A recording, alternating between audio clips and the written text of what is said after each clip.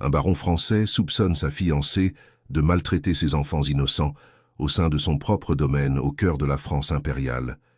Désespéré de découvrir la vérité, il se déguise en humble domestique du grand manoir et témoigne d'horreurs inimaginables. Mais c'est une courageuse servante qui risque tout pour protéger les enfants des griffes cruelles de la future duchesse. Et quand le déguisement tombe enfin devant tous les invités de la haute société, la vengeance sera aussi dévastatrice que l'amour qui naît des cendres. Vous ne croirez pas la fin de cette histoire qui vous arrachera des larmes. Avant de continuer, dites-moi en commentaire de quelle ville vous regardez et quelle heure il est chez vous. Et si vous aimez cette histoire, laissez votre like ci-dessous et abonnez-vous à la chaîne pour ne manquer aucune histoire émouvante comme celle-ci. Maintenant, plongeons dans cette histoire incroyable. La serpe à couper la canne tremblait dans les mains de M. Philippe de Montaigne, tandis qu'il observait par la fenêtre de la dépendance. Sa fiancée, Madame Isabelle Dubois, était debout au milieu de la véranda du grand manoir, le visage tordu de fureur. « Fillette insolente !» siffla-t-elle, poussant la petite Sophie de seulement 6 ans contre la colonne en bois avec tant de force que la fillette laissa échapper un gémissement étouffé. « Combien de fois dois-je répéter? La table doit être mise avant le déjeuner, pas après. » Les petites mains de Sophie agrippèrent le bras où elle s'était blessée. Ses grands yeux bruns brillaient de larmes qu'elle tentait désespérément de retenir.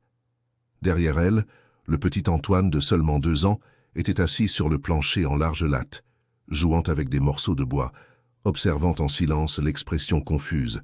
« Ne restez pas là, figé comme une statue. » Isabelle réprimanda d'une voix dure. « Ramassez ça immédiatement. Vous êtes tous les deux paresseux et gâtés. Votre père travaille comme un forçat pour entretenir cette propriété et vous n'arrivez pas à faire une seule tâche simple correctement. » Dehors, accroupi derrière les plants de lavande, Philippe s'obligea à respirer profondément. Cela faisait 2 semaines qu'il vivait dans son propre domaine, déguisé en domestique, 2 longues semaines à faire semblant d'être un étranger sur la propriété qu'il avait bâtie à la sueur de nombreuses années de travail pour ses enfants. 2 semaines depuis qu'il avait dit à Isabelle qu'il partirait pour un long voyage jusqu'à la cour à Versailles. Un mensonge soutenu par un commerçant de confiance qui envoyait de fausses lettres en se faisant passer pour lui. « Si vous me désobéissez encore, vous dormirez sans souper, » dit Isabelle sèchement. « Vous avez parfaitement compris ?» Sophie hocha la tête, fixant le regard sur le plancher en bois. « Très bien, peut-être que la faim vous apprendra les bonnes manières que votre père a négligées. » Isabelle quitta la véranda furieuse, ses jupes de soie frôlant bruyamment le sol. Elle faillit bousculer Philippe, qui tondait la haute herbe devant la fenêtre. « Regardez où vous allez, » lança-t-elle avec dédain. « Ne voyez-vous pas que je passe ici ?»« Pardon, oui, » dit Philippe à voix basse, inclinant la tête respectueusement. Elle l'examina des pieds nus, les pantalons rapiécés et la chemise de coton grossier. « Les gens comme vous pensent toujours pouvoir faire ce qu'ils veulent. J'espère que Monique ne vous paie pas trop cher pour ce travail pathétique. Regardez cette herbe irrégulière, toute tordue. »« Je vais arranger ça tout de suite, madame, » murmura-t-il. « Vous feriez mieux de le faire, » grommela-t-elle, s'éloignant avec hauteur. 2 semaines auparavant, dans un élégant bureau du centre de Bordeaux, légèrement parfumé de fumée de cigares et de cuir, Philippe avait conversé avec son ami et avocat. « Vous avez perdu la tête, monsieur Philippe, » dit Michel Dubois catégoriquement, posant son calice de vin sur la table. « Vous voulez vous déguiser en domestique dans votre propre domaine. Ce n'est pas une pièce de théâtre, mon ami. C'est la seule façon de découvrir la vérité, » répondit Philippe. « C'est illégal, » Michel avertit. « Vous pourriez avoir de sérieux problèmes, atteinte à la vie privée, usurpation d'identité. »« Dans ma propre maison, ce n'est pas une intrusion, » interrompit Philippe fermement. Michel soupira, se frottant les tempes. « Parlez-moi. Que se passe-t-il » Philippe regarda par la fenêtre les rues animées de Bordeaux baignées par le chaud soleil de mars. « Ce sont les enfants, » dit-il doucement. « Quelque chose ne va pas. Sophie avait l'habitude de courir vers moi tous les après-midi quand je revenais des champs. Maintenant, elle se cache derrière les rideaux quand j'entre. Antoine parle à peine quand elle est là. Et Isabelle, elle a complètement changé, plus froide, plus contrôlante, cruelle. » Michel se pencha en avant. « Vous pensez qu'elle fait du mal aux enfants ?» Philippe hésita un long moment. « La semaine dernière, Sophie a dit quelque chose d'étrange. Elle m'a dit que quand papa s'en va, les règles sont différentes. Quand j'ai demandé ce qu'elle voulait dire, elle s'est complètement figée. Elle a dit qu'elle était confuse. Mais j'ai vu, Michel, j'ai vu la peur, une peur vraie, profonde. Michel fronça les sourcils, inquiet. Vous pourriez la confronter directement sur quoi? Un pressentiment? Elle se moquerait simplement de moi et nierait tout. Alors, quel est votre plan? Découvrir la vérité, dit Philippe avec détermination. Si je me trompe, tant mieux. Nous passerons à autre chose. Mais si j'ai raison, sa voix se durcit comme de la pierre. Alors, je ferai ce que j'aurais dû faire il y a longtemps. Protéger mes enfants avant toute chose. Il fallut 3 jours pour tout préparer méticuleusement. Il engagea un commerçant local nommé Alain Lefebvre pour envoyer des lettres occasionnelles à Isabelle en se faisant passer pour lui. Puis il acheta des vêtements simples de domestique, un chapeau de paille usé et de vieilles sandales en cuir craquelé. Quand il se regarda ensuite dans le miroir embué, il reconnut à peine l'homme qui le fixait. La conversation avec Isabelle à propos de son voyage avait été tendue et révélatrice. « 1 mois entier ?» demanda-t-elle, son ton plus curieux que triste. « Est-ce vraiment nécessaire ?»« Les affaires à la cour exigent ma présence personnelle, » dit-il avec précaution. « Et vous ne pouvez pas simplement faire des allers-retours plusieurs fois ?»« Ce serait très coûteux et fatigant, » répondit-il. Elle hocha la tête lentement, et Philippe jura avoir vu quelque chose vaciller dans ses yeux. Soulagement. « Les enfants vous manqueront, » dit-elle sans aucune émotion. « Prenez bien soin d'elle, » demanda-t-il, observant attentivement.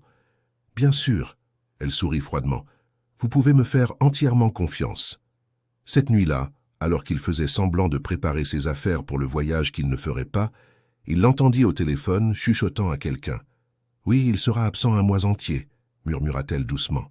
« Enfin, je pourrais mettre de l'ordre dans cette maison comme je l'ai toujours voulu. » Le lendemain matin, le nouveau domestique arriva au domaine.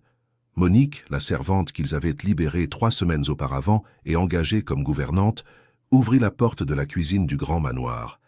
Elle semblait avoir environ 28 ans, ses cheveux noirs attachés en un simple chignon, ses yeux sombres débordant de bonté, mais aussi de prudence.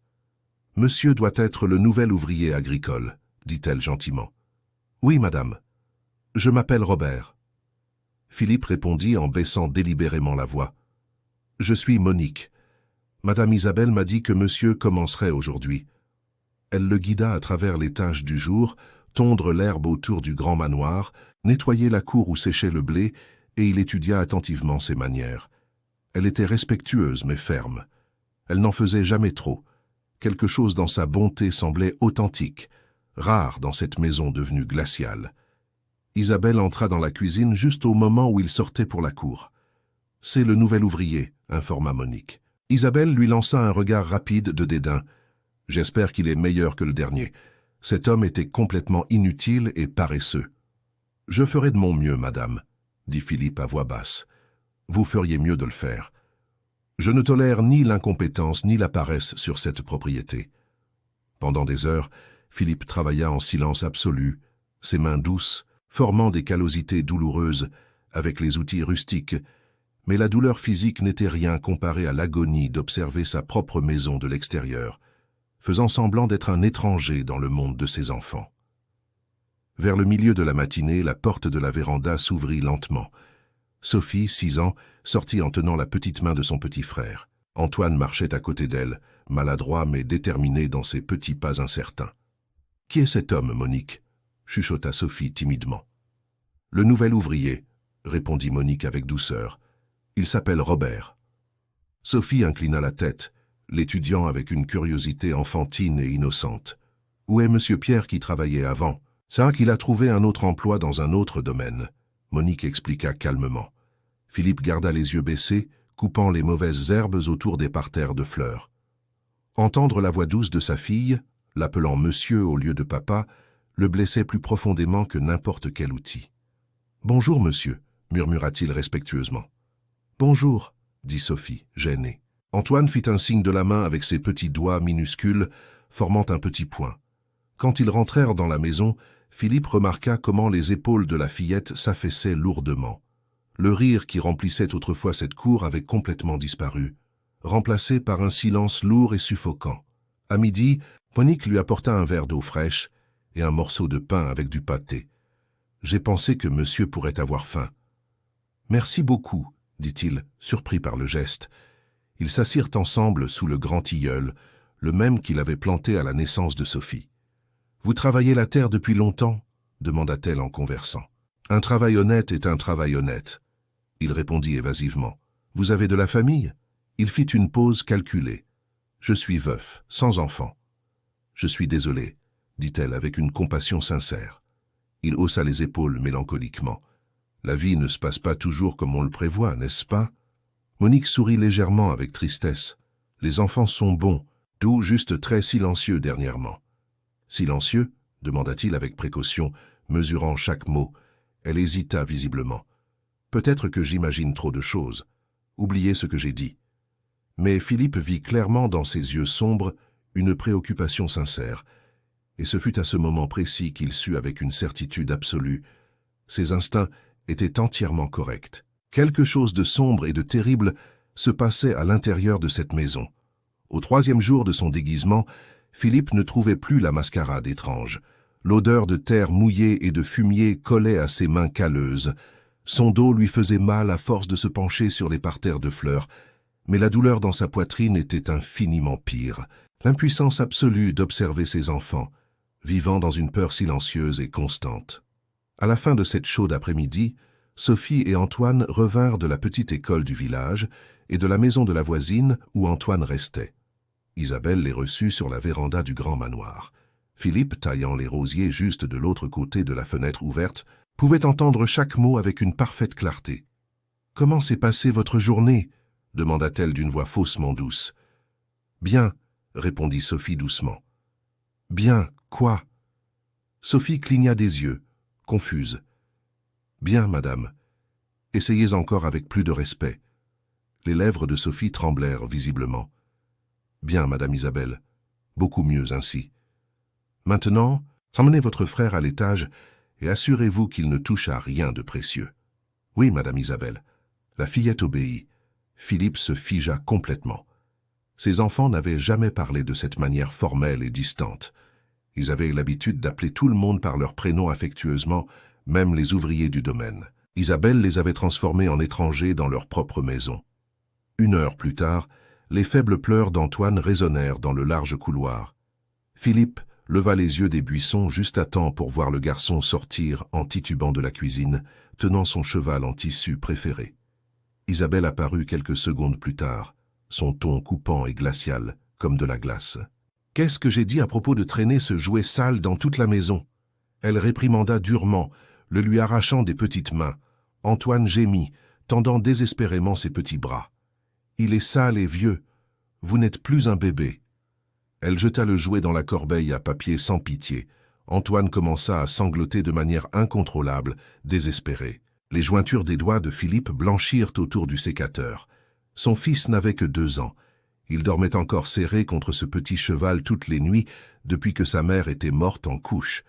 Isabelle le savait parfaitement, mais ne s'en souciait absolument pas. Monique entra silencieusement tenant un torchon dans les mains. « Madame Isabelle, » dit-elle doucement, « je peux laver le jouet si vous voulez. C'est très facile à nettoyer. » Isabelle se retourna, les yeux dangereusement plissés. « J'ai demandé votre avis sur quelque chose ?»« Non, madame. » Monique dit prudemment, « Alors, ne vous mêlez pas de ça immédiatement. Vous n'êtes qu'une employée, pas leur mère. » Monique baissa les yeux obéissante. « Oui, madame. » Quand Isabelle s'éloigna, Monique s'accroupit à côté d'Antoine, lui chuchotant quelque chose que Philippe ne put pas entendre complètement. Les pleurs du garçon diminuèrent, tandis qu'elle essuyait doucement son petit visage mouillé. Philippe ressentit un mélange dévastateur de colère et de gratitude profonde. Quelqu'un essayait de protéger ses enfants silencieusement, courageusement, risquant tout sous ce toit oppressant. Cette nuit-là, dans la petite chambre d'auberge du village où il logeait sous un faux nom, Philippe ôta son chapeau de paille et fixa son reflet dans le miroir craqué.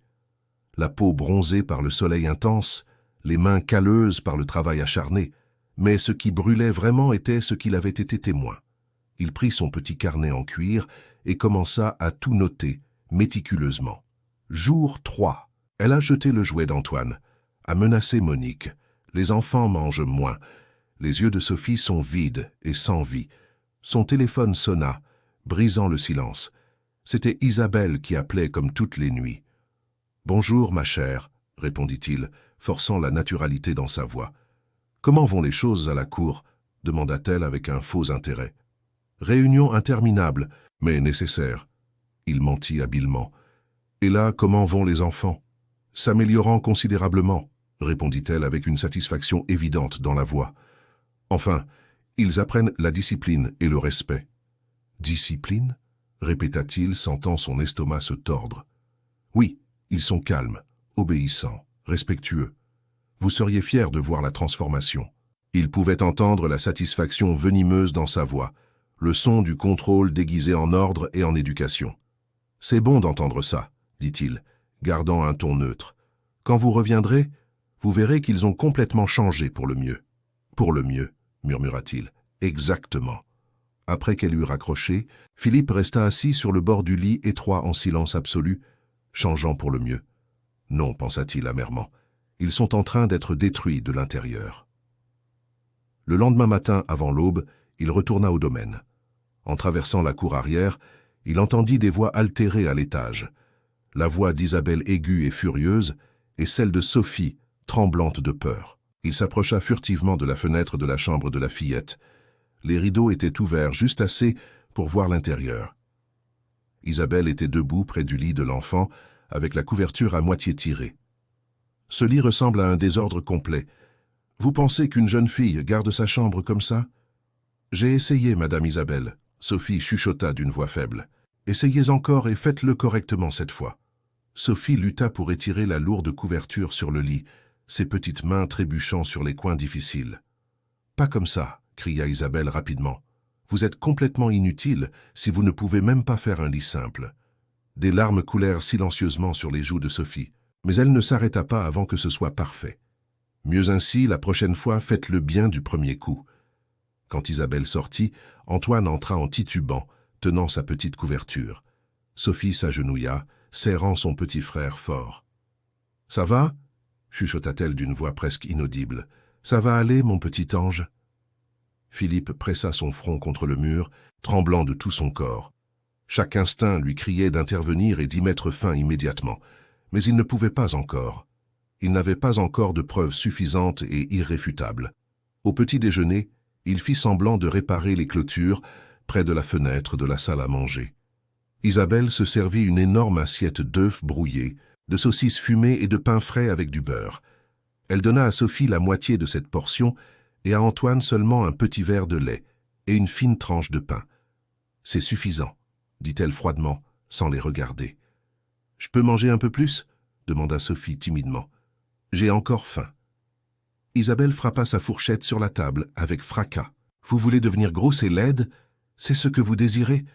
Les enfants qui mangent trop font honte à leurs parents devant la société. » Sophie se recroquevilla sur sa chaise, effrayée. « Non, madame. »« Alors, mangez ce que je vous ai donné, et remerciez pour cela. » Monique apparut silencieusement à la porte de la pièce. « Madame Isabelle, je peux préparer quelque chose de plus pour le petit. Il n'a que 2 ans. » Isabelle se retourna brusquement, la fureur dans les yeux. « Vous remettez en question la façon dont je nourris mes enfants? »« Non, bien sûr que non, » dit Monique rapidement. « Très bien, car si vous voulez garder cet emploi, vous vous souviendrez de votre place ici. » Monique déglutit difficilement. « Oui, madame. » Philippe serra le sécateur si fort que ses doigts lui faisaient intensément mal. Le son des petits gémissements de son fils, essayant d'atteindre plus de nourriture, brûlait dans son esprit comme un fer rouge. Quand Isabelle quitta la pièce, Monique revint immédiatement avec une petite assiette de fruits frais et la plaça discrètement à côté des enfants. « Mangez ça vite, » chuchota-t-elle doucement. « Ne la laissez pas vous voir. » Philippe observa à travers la vitre, sa gorge se serrant douloureusement. Cette femme, cette étrangère qu'il avait engagée comme gouvernante, risquait son emploi pour garder ses enfants nourris. Et il réalisa quelque chose de profond à ce moment-là. Monique n'était pas seulement bonne, elle était extraordinairement courageuse. Plus tard, cet après-midi-là, tandis que Philippe nettoyait le chemin derrière le grand manoir, Monique sortit portant un arrosoir pour les plantes. « Les roses sont magnifiques, » dit-elle doucement, regardant discrètement vers les fenêtres. « Elles étaient les préférées de Sophie, » répondit-il, gardant sa voix basse et contrôlée. « C'est une enfant douce et spéciale, » murmura Monique, « mais elle semble très effrayée dernièrement. » Philippe se tourna vers elle lentement et avec précaution. « Vous avez remarqué quelque chose d'inhabituel ici ?» Monique hésita visiblement, ses yeux clignotant nerveusement en direction de la maison. Parfois, les gens changent complètement quand le mari n'est pas à la maison. Que voulez-vous dire exactement par là? Certaines personnes aiment paraître parfaites, dit-elle, choisissant ses mots avec soin. Mais derrière les portes closes, elle se défoule sur ceux qui sont plus petits qu'elle. Leurs yeux se rencontrèrent pendant un long moment, chargé de signification. Elle ne prononça pas le nom d'Isabelle à voix haute. Elle n'avait pas besoin de le faire. Philippe la sentit légèrement, acquiesçant. « Vous avez raison. Aucun enfant ne devrait jamais avoir peur dans sa propre maison. » Monique expira tremblante de soulagement. « Non, jamais. » Cette nuit-là, allongé, éveillé, fixant le plafond fissuré de la chambre d'auberge, Philippe chuchota dans l'obscurité. « Tenez bon, mes bébés, juste un peu plus. Papa arrive bientôt. » À la fin de la 2e semaine complète, Philippe ne parvenait plus à distinguer ce qui lui faisait le plus mal. Ses mains blessées par les outils ou son cœur se brisant un peu chaque jour qui passait. La cruauté d'Isabelle était devenue une routine méticuleuse, précise, presque répétée comme une pièce de théâtre macabre.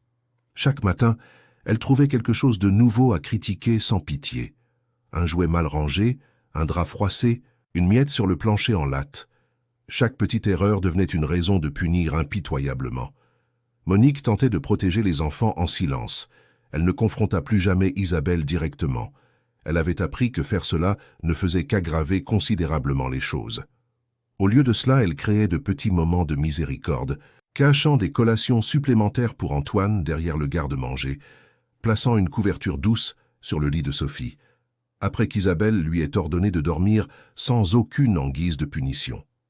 Philippe voyait tout de son coin du jardin, observant chaque détail. Ce vendredi matin-là, la maison était étrangement trop silencieuse. Aucun son de jeu du salon, aucun rire d'enfant, aucun bruit de café en préparation, juste la voix aiguë d'Isabelle résonnant dans le long couloir. « Vous appelez ça propre » cria-t-elle furieusement. « Ce lit ressemble à une porcherie immonde. »« J'ai essayé, Madame Isabelle, » Sophie dit d'une voix tremblante de terreur. « Essayez avec plus d'effort. Vous avez 6 ans, vous n'êtes pas stupide. » Isabelle arracha la couverture et la jeta au sol avec violence. « Refaites tout immédiatement. » Les petites mains de Sophie tremblaient tandis qu'elle repliait chaque coin à nouveau. Antoine observait depuis la porte, agrippant sa petite couverture usée. Quand Isabelle se tourna vers lui, le garçon gémit doucement. « Qu'est-ce que vous regardez là, immobile ?» Descendez avant de finir par être puni aussi. Au petit déjeuner, Isabelle s'assit avec sa posture parfaite et impeccable, une tasse de chocolat chaud fumant dans les mains. Elle s'était servie des crêpes empilées haut, du miel doré coulant sous la lumière du matin. L'assiette de Sophie avait une petite crêpe, celle d'Antoine seulement la moitié d'une. « C'est parfaitement suffisant », dit-elle froidement sans émotion. Antoine tenta d'atteindre le pot de miel et elle frappa sa petite main. Le son fut doux, mais dévastateur comme un coup de feu. « Ne soyez pas gourmand et mal élevé », réprimanda-t-elle durement. Monique apparut tenant un plateau de jus frais. « Madame Isabelle, peut-être que le petit a besoin de plus de nourriture, il est encore si jeune. Assez de vos opinions indésirables. » Isabelle coupa court sèchement. « Je suis fatiguée que vous remettiez en question mes décisions. Ce sont des enfants, madame, et ils ont besoin de se nourrir correctement. » La voix de Monique était calme, mais absolument ferme. « Vous êtes en train de me dire comment gérer ma propre maison. Non, mais sortez d'ici immédiatement. » Le visage de Monique pâlit visiblement. « Madame, s'il vous plaît, écoutez-moi. Sortez tout de suite avant que je ne vous renvoie. Pour toujours. » Monique recula lentement, tenant fermement le plateau.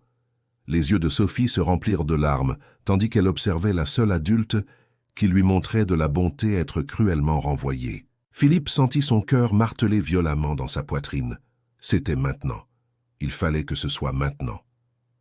Cet après-midi-là, Isabelle organisa un thé élégant pour 3 dames de la haute société locale. Toutes arrivèrent vêtues de robes importées et de sourires artificiels. Le genre de femmes qui transformait les commérages en sport raffiné. « Enfants, venez saluer mes amis. » Isabelle appela depuis la large véranda. Sophie apparut en haut de l'escalier tenant la petite main d'Antoine. Elle portait une robe blanche avec un ruban noué trop serré à la taille. Antoine trébuchait, apprenant encore à équilibrer ses petits pas. Ne sont-ils pas adorables? Une femme soupira romantiquement. Ils ressemblent à de vrais petits anges, dit une autre en souriant. Oui, Isabelle dit fièrement. Enfin, ils se comportent comme il faut. Un peu de discipline stricte fait des merveilles impressionnantes. Elle guida les enfants près d'elle, comme des trophées en exposition. Montrez aux dames comment vous savez vous comporter correctement. Bon après-midi, mesdames. Sophie chuchota timidement. Plus fort, exigea Isabelle durement. Bon après-midi. Mesdames, répéta-t-elle. Mieux ainsi. Philippe serra le sécateur tandis qu'il taillait les plantes proches.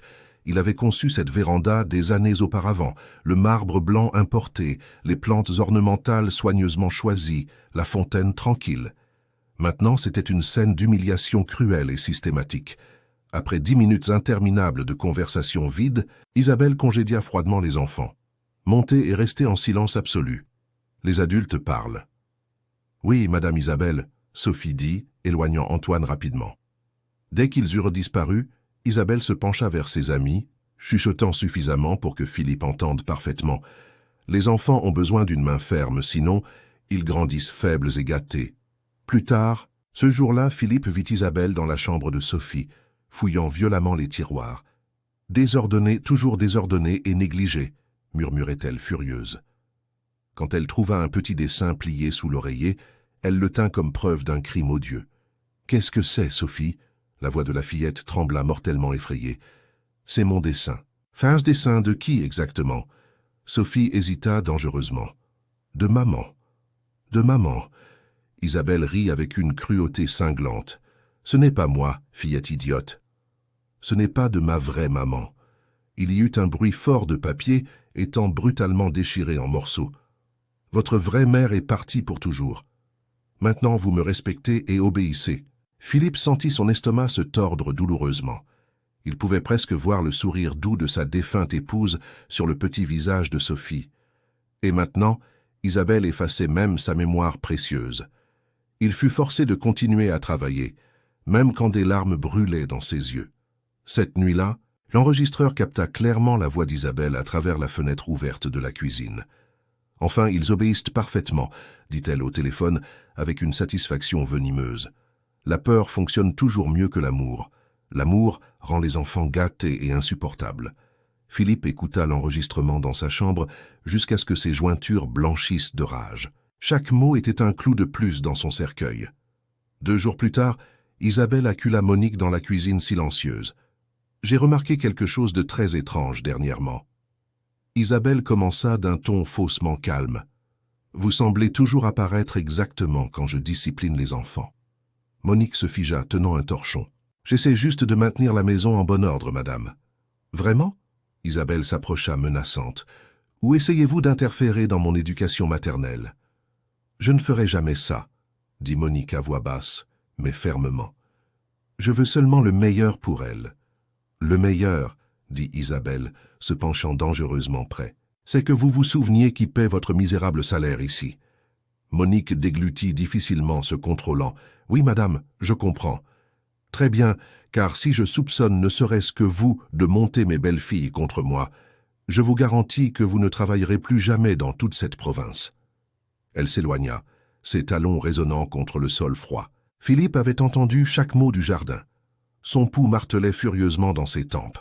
La manière dont Monique retint ses larmes, maintenant sa position même sous une menace brutale, le remplit simultanément de fureur et d'admiration profonde. Au déjeuner, Monique apporta son sandwich et son eau habituelle, mais son sourire avait complètement disparu. Ils s'assirent sous le vieil tilleul dans un silence pesant, avant qu'elle ne parle enfin. « Puis-je vous raconter quelque chose de personnel ?»« Bien sûr, » dit-il. « J'ai travaillé autrefois dans un domaine où le maître était cruel et violent, » chuchota-t-elle. Il criait sur son fils pour la moindre petite chose insignifiante. Je suis restée silencieuse parce que j'avais désespérément besoin de l'emploi. Puis j'ai appris que le garçon était allé vivre chez sa grand-mère quand tout était devenu trop grave. J'ai juré que je ne resterai plus jamais silencieuse face à l'injustice. Philippe la regarda, sentant sa gorge se serrer douloureusement. « Vous ne devriez pas avoir à choisir entre faire ce qui est juste et garder votre emploi. »« Je ne m'en soucie plus, » dit-elle doucement, mais avec une conviction absolue. « Aucun enfant ne mérite d'avoir peur dans sa propre maison. Jamais. Philippe voulut tout raconter à ce moment-là qui il était vraiment, pourquoi il était là infiltré. Mais il ne pouvait pas encore. Ce n'était pas encore le bon moment. Quand Monique leva les yeux, elle sourit légèrement. « Vous me rappelez quelqu'un d'important. »« Qui ?»« Mon père. Il était calme et observateur, mais quand il parlait, tout le monde écoutait attentivement. » Pour la première fois depuis des semaines, Philippe lui sourit en retour, sincèrement. « Il semble avoir été un très bon homme. »« Oui, il l'était, » dit-elle. Il croyait que la bonté était un type spécial de force et de courage. Cette nuit-là, Philippe réussit à dormir. Il repassa chaque moment vécu. Le courage de Monique, la cruauté systématique d'Isabelle, la résistance silencieuse de ses enfants. Il savait que le temps de la simple observation touchait rapidement à sa fin. Bientôt, il agirait de manière décisive, mais il avait d'abord besoin de preuves absolument irréfutables et du moment parfait pour révéler qui il était vraiment. Il chuchota dans l'obscurité de la chambre. « Tenez bon, Sophie, tenez bon, Antoine. Papa est presque prêt à mettre fin à tout cela. » Si vous avez aimé cette histoire, laissez votre commentaire. J'aime beaucoup connaître votre opinion et une vidéo apparaît ici sur votre écran. Cliquez dessus et je vous retrouve de l'autre côté.